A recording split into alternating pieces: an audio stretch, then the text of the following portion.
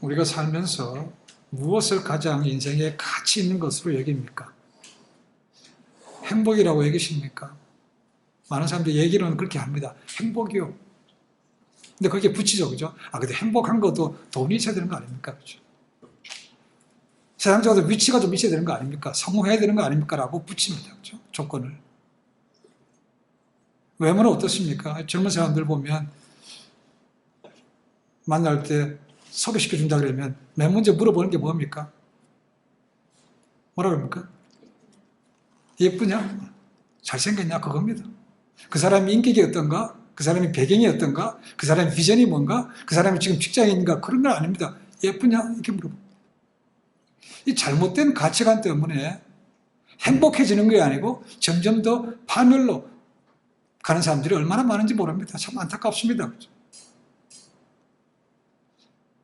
성경에 보시면 하나님께서 이 세상을 지으신 다음에 하나님의 형상대로 인간들을 지으셨다고 말씀하십니다. 하나님의 형상대로. 왜 형상대로 지으셨겠습니까? 왜 그분의 성품을 담도록 지으셨겠습니까? 그냥 나를 닮았으니까 그냥 하나님께서 기분 좋으시려고 그러겠습니까? 자식도 마찬가지 아닙니까? 그죠? 우리 아버지 닮았어, 엄마 닮았어 그러면 괜히 기분 좋아요. 그죠? 하나님께서 그런 마음으로 닮게 지으셨겠습니까? 아닙니다. 각 사람이 다르지만 그분의 뜻이 있게 다 지으셨다는 거죠. 그리고 그것을 갖다 우리는 소명이라고 부릅니다. 콜링이라고 부릅니다. 그리고 그 콜링은 반드시 섬김과 갈 수밖에 없습니다. 하나님께서 우리가 이 땅에 사는 동안 각 지으신 은사대로 삶의 여러 분야에서 온전히 섬기기를 원하십니다. 그걸 왜요? 하나님께 영광이 되라고. 하나님을 기쁘게 하시라고 그렇게 하셨다는 겁니다. 그러니까 우리의 모든 목표가 이것이 하나님께 영광이 되는가, 하나님께 기쁘시는가, 거기에 뜻을 맞추고 가야 되는데 우리는 말은 그렇게 하면서도 여전히 내가 원하는 삶, 내가 나타나기 원하는 삶을 추구할 때가 굉장히 많습니다. 그러니까 참 힘들어집니다. 그나마 예수를 믿는 사람들은 그런 것이라도 깨닫고 마음에 두고 듣고는 알고 갑니다. 그렇죠? 그러나 세상 사람들, 안 믿는 분들 어떻습니까? 자기가 이 땅에 태어난 것이 하나님과 아무 관계가 없는 거죠. 그렇죠? 자기는 원치 않았는데 부모 때문에 자기가 태어났다고 생각하는 것이죠. 그러니까 인생에 고울이 없습니다. 그렇죠? 그러니까 잘하면 부모님의 뜻을 추구해서 가는 것이고 잘못되면 뭡니까? 내가 과연 어디로 왔다고 어디로 가는가? 인생 방황하게 되는 거죠. 그래서 많은 경우에 시간과 정력을 낭비하는 것이 굉장히 많습니다. 2020년 한 해 참 힘들었습니다. 전혀 얘기하지 못했던 어려움들이 왔습니다. 지금도 이어지고 있습니다. 얼마나 많은 사람들이 고통 가운데 상처를 입었는지 모릅니다. 지금도 아픔 가운데 지내는 분들이 굉장히 많습니다. 그와 같은 것이 똑같은 일이 금년에도 생기를 원하는 사람들은 아무도 없을 것입니다. 금년에 되지 말아야지. 그것이 단순히 우리의 소망으로 끝난다면 그것이 이루어질지는 않고도 모르는 거죠. 정말 그 소망이 우리 가운데 이루어지기 위해서는 우리가 뭘 해야 될 것인가? 막연히 생각만으로 이루어지는 것은 아닙니다. 그렇죠? 소망을 가진 사람들은 뭔가 새로운 것을 할 수밖에 없는 거죠. 그래서 오늘 말씀 속에서 과연 우리가 소망이 되기 위해서, 금년이 소망의 해가 되기 위해서는 뭘 해야 될 것인가? 오늘 말씀을 찾아봅니다. 첫 번째로 뭡니까? 하나님을 알고 믿어야 된다는 것이죠. 이것이 가장 소망의 시작입니다. 하나님께서 이 모든 것을 지으시고 하나님 뜻 가운데 운영하고 계십니다. 그렇죠? 근데 우리의 존재가 하나님으로부터 시작되었습니다. 그런데 우리의 모든 소망이 그분과 아무 연결이 없는 것이라면 진정한 소망이 될 수가 없다는 거죠. 그래서 내 것에서 끝나는 것이죠. 그냥 요즘 얘기하면 그냥 희망으로 끝나버리는 것이죠.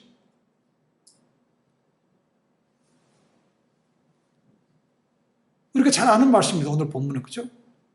이렇게 질문을 드려봅시다. 지금 12장입니다. 창세기 1장부터 11장까지 가장 많이 나오는 단어가 혹시 뭔지 아시겠습니까? 누구는 누구를 낳고라는 단어입니다. 낳고. 누굴 낳고. 이 낳은 것이 계속 이어집니다. 참 재미도 없죠. 어떻게 보면. 그다음 하나님께서 이 세상을 노아 때 물로 심판하십니다. 그래서 이 낳는 것이 중단이 됩니다. 하나님께서 다시 또와 8가정을 통해서 다시 구원의 역사를 이루고 가십니다. 그렇죠? 근데 또 사건이 생기죠. 무슨 사건이 생깁니까? 바벨탑 사건이 생깁니다. 그래서 인간의 모든 것이 흩어지게 됩니다. 거기서 보면 누굴 낳고라는 것이 나옵니다. 자, 지면에 완전히 흩어졌습니다. 그리고 이제 오늘 본문에 등장하는 것이 누굽니까? 아브라함인데, 아브라함은 어떤 사람인가? 불임입니다. 불임. 자식을 못 낳아요. 그러니까 낳고라는 것이 아브라함에서 끊어진 것이죠. 그러니까 소망이 없는 겁니다. 자식이 없다는 것은 다음 대가 없기 때문에 소망이 없는 겁니다. 그렇죠? 그럴 때에 이제 하나님께서 오시는 겁니다. 그리고 잘한 대로 하나님께 형상대로 지었습니다. 그리고 인간은 하나님께 보시기에 심히 좋았다고 되어 있습니다. 그런데 아담과 하와의 범죄로 인해서 하나님과의 관계가 끊어졌습니다. 그러니까 인간 스스로는 그분을 찾을 수도 없고 만날 수도 없습니다. 그러니까 하나님께서 이 절망의 세대를 사는 아브라함에게 찾아오셨습니다. 그렇죠? 그 찾아오신 것이, 그분을 알고 따라가는 것이 바로 진짜 소망의 시작이라고 볼 수가 있습니다. 그분이 찾아오신 것은 끝납니까? 그분에게 계시를 주시죠. 그렇죠? 어떤 계시입니까? 고향과 친척, 아버지 집을 떠나라. 내가 보여줄 땅으로 가라는 것입니다. 내가 어디로 가라고 한 것이 아니고 보여줄 퓨처, 미래 시제로 되어 있습니다. 어디로 가라는 게 아닙니다. 그렇죠? 자, 이제 떠나. 그럼 내가 다음에 가면 어디 가면 보여줄게. 그럼 또 떠나라는 것입니까? 보고 가는 것이죠. 딱 목표로 준 것은 아니었습니다. 첫 번째는 그냥 지시할 땅으로 가래. 이것이 그에게 준 약속이었습니다. 자, 그런데 하나님께서 왜 하필이면 그 많은 사람 가운데 아브라함입니까? 그렇죠? 아브라함. 하나님께서 아브라함을 선택하셨는데 그의 삶에 어떤 기준이 없습니다. 그렇죠? 아브라함의 어떤 인격이 없습니다. 자, 그러면 우리가 아브라함을 흔히들 어떤 사람이라고 생각합니까? 아브라함에 대한 얘기의 백그라운드가 나오는 것이 여호수아 제일 마지막 여호수아 24장입니다. 그 말씀을 근거로 해서 사람들이 얘기하는 것은 아브라함이 그의 아버지 데라처럼 우상을 만들어 파던 사람이라고 생각합니다. 그러나 성경 보면 그런 말씀이 없습니다.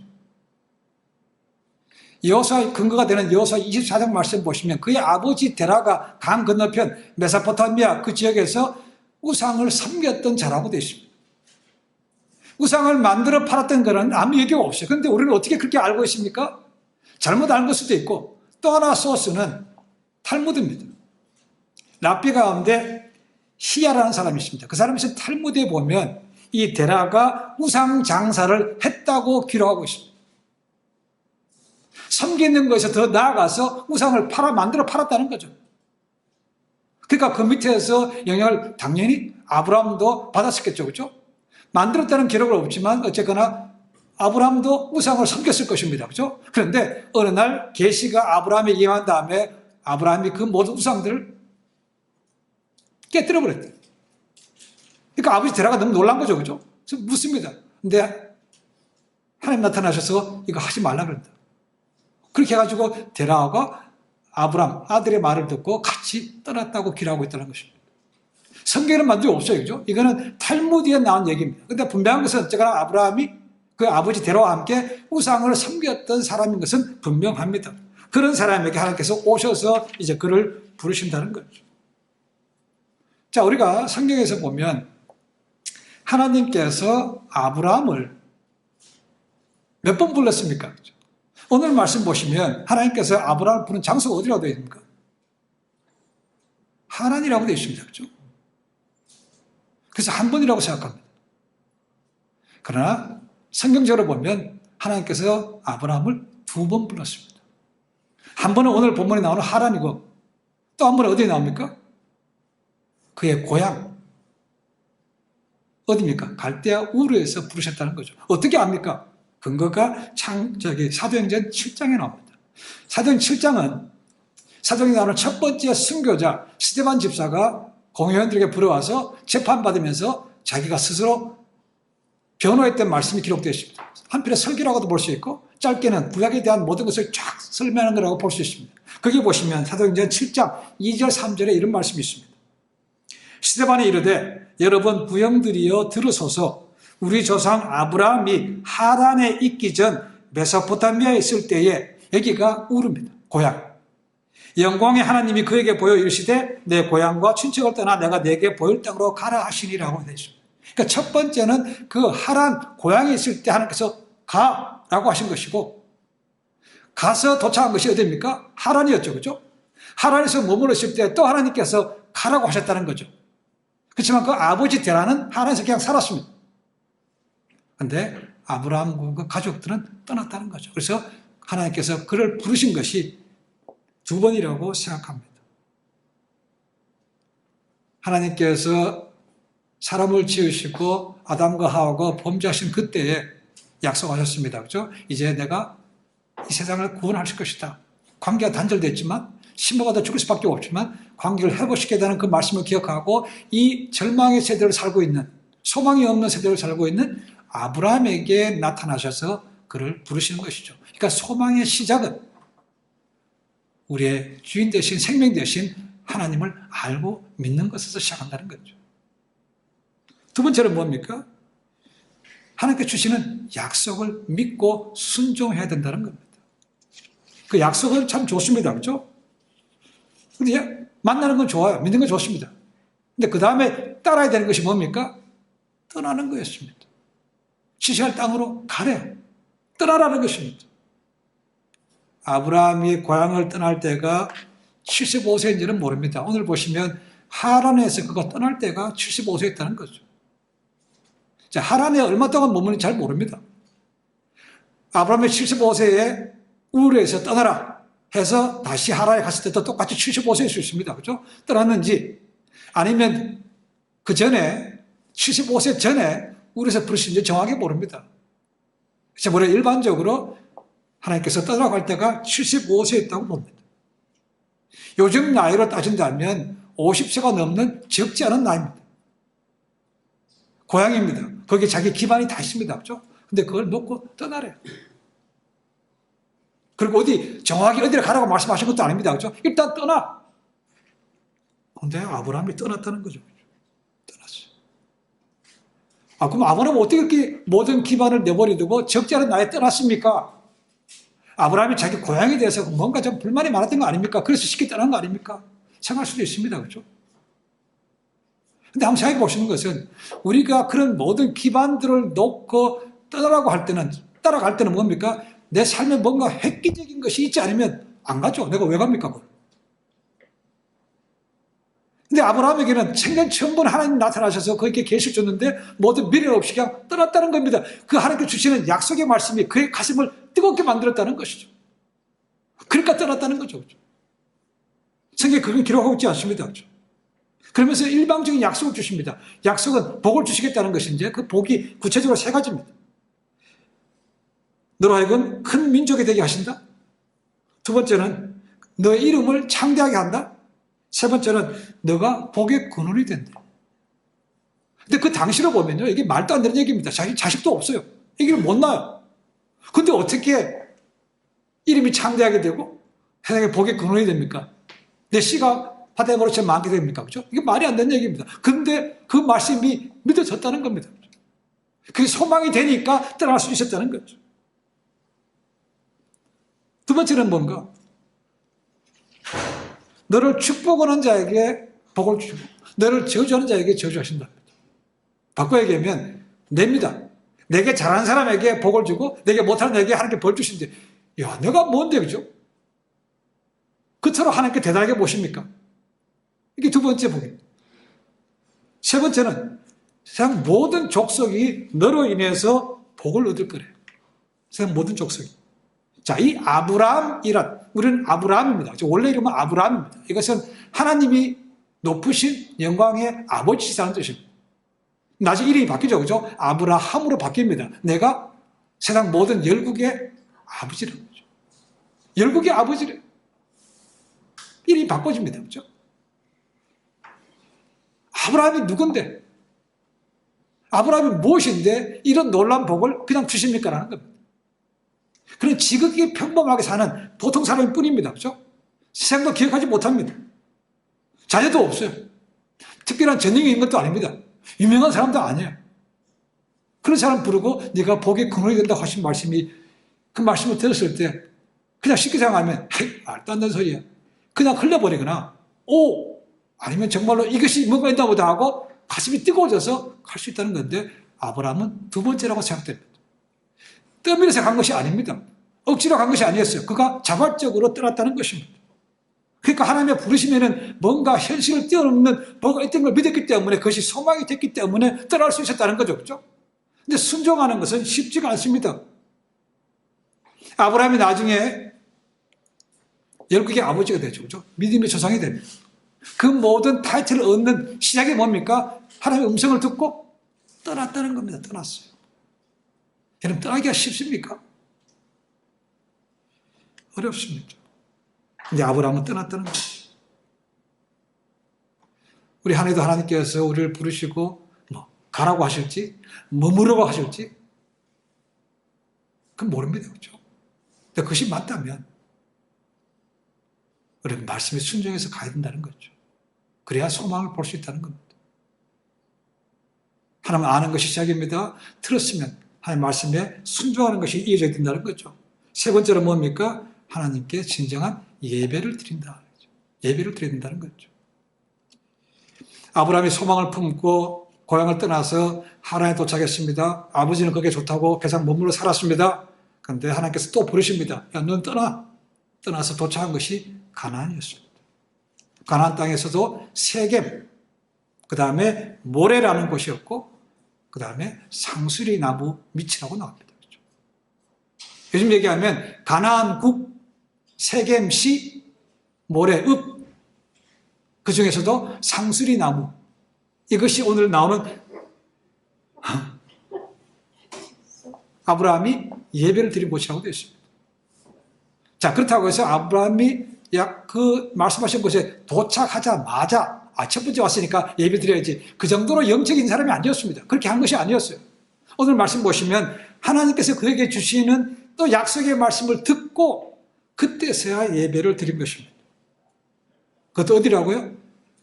상수리 나무입니다. 상수리 나무는 요즘 얘기하면 참나무과에 속한 나무라고 얘기합니다. 이름이 히브리 말로는 엘론 아니면 알론이라고 되어 있습니다.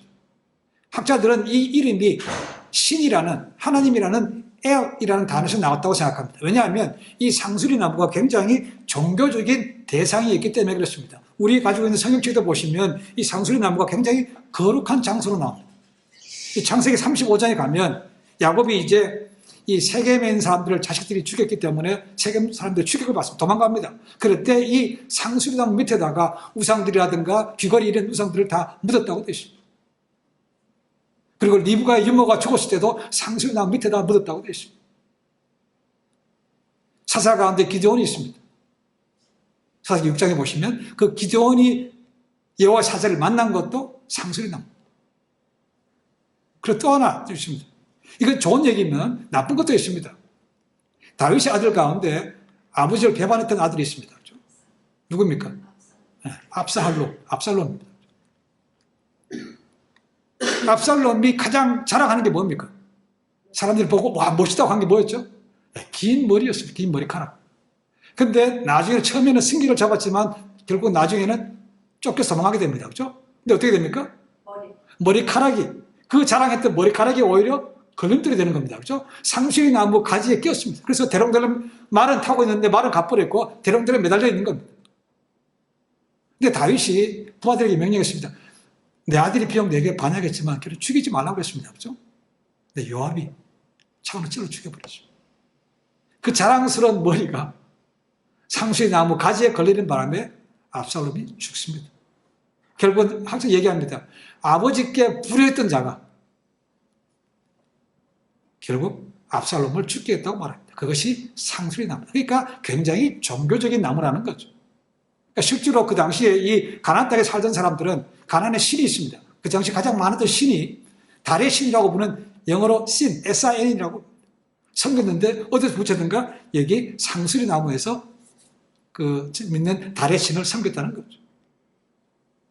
한국에도 마찬가지 아닙니까? 옛날에 정한수 뜯어놓고 큰 나무 밑에서 고목나무 밑에서 미는 거 아닙니까? 그와 똑같은 것이 상수리 나무로 생각하시면 됩니다. 거기서 아브라함이 예배를 드렸다는 거죠. 근데 그 말씀을 들었습니다. 어떤 말씀입니까? 실제 말씀 보니까 이 땅을 내 자손에게 주겠다는 겁니다. 아브라함 자신에게 주는 것이 아니고 내 자식들에게 주겠대요. 자, 여기에서 말씀은 굉장히 두 가지 중요한 게 있습니다. 첫 번째는 이 약속이요. 아브라함, 내가 나를 불렀지만 너 혼자만 복받는 것이 아니고 너 자식들에게 간다는 것이죠. 이 굉장히 사적인 것이 아니고 공적인 삶이라는 것입니다. 그리고 여기서 미래입니다. 내 자녀니까 지금 자녀가 없어요. 근데 자손에게 준다는 것이죠. 하나님의 미래의 은혜의 삶을 주신다는 겁니다. 이것이 의미예요. 그 얘기를 듣고 아브라함이 그곳에다가 제단을 쌓았다는 겁니다. 우리가 예배 드린 것이죠. 하나님 감사합니다. 감사 예배 드렸습니다. 이런 미래의 삶은요, 미래의 복을 주신다. 이 땅을 내 자손에게 준다라는 그 말씀은요, 하나님께서 아브라함뿐만 아니고 그의 믿는, 예수를 믿는 모든 자녀들에게 동일하게 주신 것입니다. 모든 인간들에게 원래 부르신 목적이 그겁니다. 뭐냐면 너 자신을 위한 삶이 아니고 나를 위한 삶이고, 그리고 현재가 아니고 미래를 위한 삶이라는 것이죠. 믿음이랑 진짜 믿음은요, 현실적이지 않습니다. 미래적입니다. 그리고 이기적이지 아니고 이타적인 삶이 맞는 것이죠. 그렇죠? 이것이 아브라함의 삶이 나타납니다. 동일하게 우리에게도 나타나는 것이죠. 아브라함은 처음부터 완벽한 사람은 아니었습니다. 아까 말씀드렸지만 우상을 섬겼던 사람이었습니다. 그렇죠? 우리가 이 다음에 보는 것도 여러분 아시겠지만 우유부단한 성격도 있습니다. 그렇죠? 목숨 때문에 자기 아내를 파는 것도 있습니다. 실수를 많이 합니다. 그렇지만 그가 점점 시간이 지날수록 그의 삶이 바뀌어간다는 겁니다. 성경에 나오는 모든 사람들이 그렇습니다. 믿음의 우리 선배들은 처음부터 완벽한 사람은 없습니다. 그렇죠? 지날수록 확실하게 바뀌어서 하나님께 귀하게 쓰임받는 사람이 됐다는 겁니다. 처음부터 잘 되는 사람은 없습니다. 완벽한 사람은 없습니다. 그렇죠? 바뀌어가는 게 맞다는 거죠. 은혜를 경험하니까, 하나님의 살아계심과 하나님의 함께 하심을 느끼니까 바뀔 수밖에 없다는 겁니다. 그게 믿음의 삶인 것이죠. 그러니까 우리도 거기에 대한 소망을 가져야 되는 거죠. 내가 지금은 이렇지만 나도 바뀌어. 바뀌려면 그냥 바뀌어지는 게 아니죠. 하나님의 역사를 경험할 수 있어야 된다는 거죠. 그것이 말씀이든 아니면 삶에서 기도 응답이든 그게 경험이 돼야 점점점 내가 정말 하나님이 살아계시고 응답하시는구나 믿으니까 삶이 달라지는 거죠. 이게 없으면 참 변하기가 어렵습니다. 아브라함도 나중에는 점점 하나님의 말씀에 따라서 은혜로 삶이 바뀝니다. 양보할 줄 아는 삶이 된다는 거죠. 그렇죠? 조카 롯도 어느 땅 가질래? 네 좋은 땅 가져. 양보하죠. 그렇죠? 어려에 빠졌습니다. 그렇죠? 잡혀갔습니다. 자기 사비를 들여서 목숨 걸고 따라가서 구해옵니다. 그렇죠? 소돔과 고모라 망할 때도 그것을 건져내는 거 보십시오. 그리고 주변들과 우물 때문에 싸움됐을 때 그래 너 우물 가져. 여러분 그 당시에 우물은요 굉장히 중요한 겁니다. 물 파는 기술요 아무나 땅만 파면 물 나오는 게 아니기 때문에 물 파는데 목숨 걸어야 돼요. 얼마큼 시간 걸리는지 모릅니다. 근데 그렇게 파놨는데 지들 거라고 우기니까 싸움 날 수밖에 없죠. 그렇죠? 물전쟁입니다. 싸움 날 수밖에 없어요. 근데 그걸 가져가 줍니다. 자, 이 아브라함이 그렇게 바뀌어가는 것이죠. 근데 나중에 그런 것이 오히려 그가 리더로 성장하는데 주변에 큰 영향을 끼치는 사람으로 바뀌는데 아주 큰 일을 하게 되는 거죠. 결코 미래를 알지 못하는 시점에서 하나님의 약속을 받은 아브라함. 그 약속을 믿고 하나님 앞에서 상수님 앞에서 예배를 드린 것이죠. 그렇죠? 예배를 드렸다는 건 뭡니까? 하나님의 말씀이 이루어질 줄 믿습니다. 그리고 그 말씀이 이루어지도록 내 삶의 모든 것을 오직 하나님만 전적으로 의지합니다라는 결단이 들어간 것이 예배라는 거죠. 우리도 예배 드릴 때 마지막에 설교 끝난 다음에 결단할 수 있는 시간 갖습니다. 그렇죠? 아브라함이 예배 드린 것은 그런 의미입니다. 그냥 드렸어라는 것이 끝나는 게 아니고 하나님 전적으로 이룰 줄 믿고 따라갑니다. 라는 의지의 결단이 있는 것이 예배라는 것이죠. 그래서 굉장히 중요한 의미가 있다는 것입니다. 지금 시점에서 보면 우리가 미래가 참 불투명한 그런 시점에 와 있습니다. 그렇죠? 작년 한 해가 그랬고 앞으로도 또 그렇게 간다고 일단 생각합니다. 물론 백신이 개발됐고 치료제도 곧 개발된다고 생각합니다. 그러나 언제 우리에게 차례가 올지 그것이 과연 100% 커버될지 그건 누구도 알지 못합니다. 그렇죠? 바이러스가 인간의 탐욕으로 시작됐든 아니면 탐식으로 시작됐든 알 수는 없는 것이지만 어쨌거나 전 세계에 어마어마한 피해를 가져왔습니다. 이 간단한 바이러스. 한번 역사를 보면 스페인에서도 생겼습니다. 그렇죠? 스페인 조류독감 비슷한 거죠. 어쨌거나 2천만 명이 죽었습니다. 유럽에 패스트 생겼습니다. 그렇죠? 유럽 인구의 3분의 1이 죽었습니다. 이번에도 얼마나 많은 사람 죽을지 모릅니다. 앞으로 또 얼마나 죽을지 모릅니다. 그렇죠? 얼마나 불안합니까? 거기다가 또 미국은 뭐가 걸렸습니까? 새로운 대통령에 걸렸습니다. 아직 결판 난 것이 아닙니다. 앞으로 어떻게 될지 알 수 없습니다. 1월 20일 날 대통령 취임할 때 그 전후로 해서 무슨 일이 생길지 잘 모릅니다. 여러 가지 많은 루머들이 있습니다. 자, 그런 중에 유튜브를 보다가 아주 놀라운 걸 보게 됐습니다. 이 대통령 선거인단 표를 마지막으로 개수하는 것이 1월 6일 날 열렸습니다.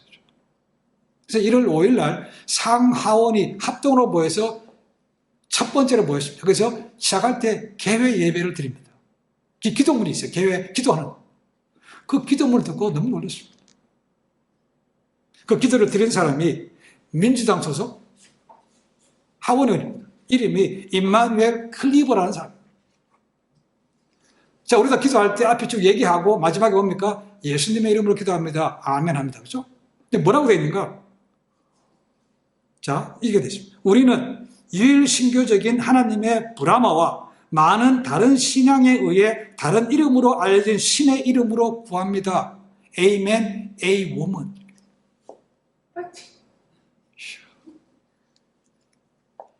하나님의 이름이 모든 종교에 다른 이름으로 되어 있다는 겁니다. 우리가 동일하게 믿는 그 하나님 다 똑같아. 그러면서 Amen,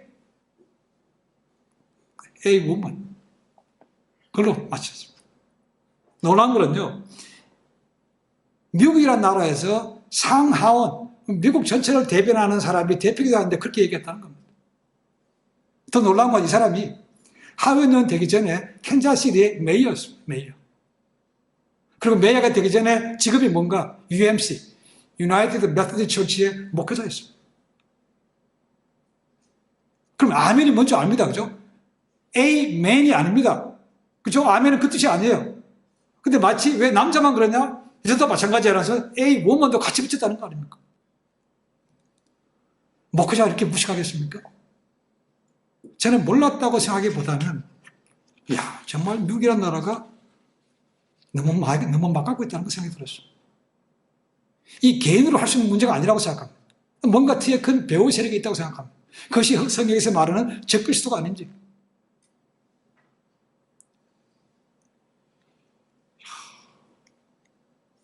무섭습니다. 지금 한국에서도 코로나 바이러스를 핑계로 교회 예배를 못 드리게 하고 있습니다. 미국에는 그걸 해결됐습니다. 그렇죠? 법적으로 연방대법원에서 예배 드릴 수 있다고 얘기합니다. 한국은 못 드립니다. 문 닫은 데 많습니다. 예배 드리고 있는 중간에 찾아와서 문 닫으라고 얘기합니다. 자, 이런 일을 미국에서 있다는 게 상상이 되겠습니까? 그렇다고 우리가 소망 없이, 야, 뭐, 이렇게까지 왔어? 될 대로 되라 식으로 그냥 지내야 되겠습니까? 그게 그냥 적당히 타협하고, 뭐, 그런 식으로 넘어가는 것이 하나님께서 기뻐하시는 거겠습니까? 한번 생각합니다. 이럴수록 우리가 더 소망을 가져야 된다고 생각합니다. 근데 그 소망 가져야지. 금년에 소망해야 그런다고 해서 이루어지는 거 아닙니다. 그렇죠? 그 소망의 근거가 뭡니까? 자기 개인적인 겁니까? 아니면 어떻게 공적인 것입니까? 그게 뭐가 있어야 되는 거죠. 그죠? 그러니까 우리 믿는 사람들은 오늘 막 아브라함이 하나님 약속의 말씀을 믿었던 것처럼 우리도 약속의 말씀을 근거해서 소망을 가져야 되는 거죠. 그것이 제가 지난주에 말씀드렸던 이사야서 43장 말씀이죠. 그죠? 18절, 19절. 너희는 이전 일을 기억하지 말며 옛날 일을 생각하지 말라. 보라, 내가 새 일을 행하리니 이제 내가 나타낼 것이라. 내가 광야의 길을 사막에 강을 내리라. 내가 새로운 일을 할 것이다. 내가 곧 나타낼 것이라. 이 약속의 말씀을 믿으시라는 겁니다. 이것을 붙들어야, 이 말씀 될 줄 믿습니다 해야 진짜 소망이 생기고 그 소망이 꺼지지 않는 겁니다. 이게 없다면 뭘 붙들고 나갈 것입니까?